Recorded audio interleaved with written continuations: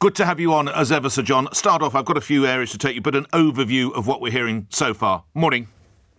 Well, in a sense, Nick, what we've had overnight is more of the same. But the problem for the Conservatives is that more of the same is not what they need. They need to change the political weather. But basically, we have had another spectacular Labour gain in Blackpool South, the third biggest swing from Conservatives to Labour in post-war by-election history. It's the fifth by-election in this Parliament where we've had a swing over 20%. The spectacular has become almost the mundane. In the local council elections, well, of course, the Conservatives were defending a high baseline. And at the moment, they've only lost 122 seats, which doesn't sound that many.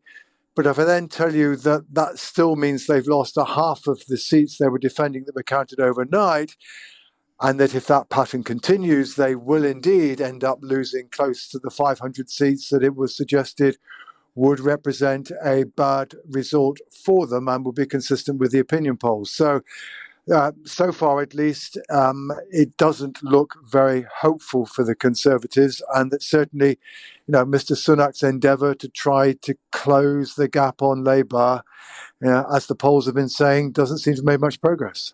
Transferred to a general election, Sir John, what would this mean?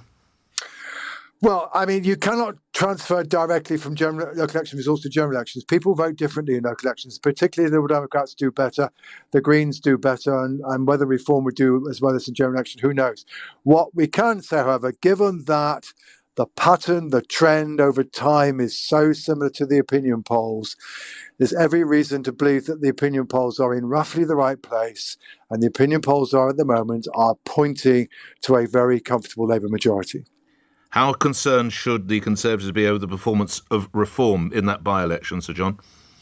Well, not just in the by-election, also in the local council elections, where Reform was stunning. They were only stunning in 1 in 6 of the wards, but the Conservative vote was down on average by 20 points, which is about twice what it was elsewhere as compared with 2021. So, yes, the thing that is different about these elections, but is consistent with the opinion polls, is that Reform have performed more strongly than they have done.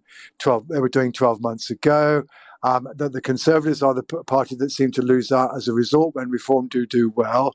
And to that extent, at least, we do now also know that Reform are not just fighting a battle with Labour, they are also now in a battle with Reform. And to that extent, at least, that life's just got a little bit more complicated. Finally, how ugly a night could it become an ugly day or day tomorrow if the Conservatives were to lose the mayors of both Teesside and West Mids?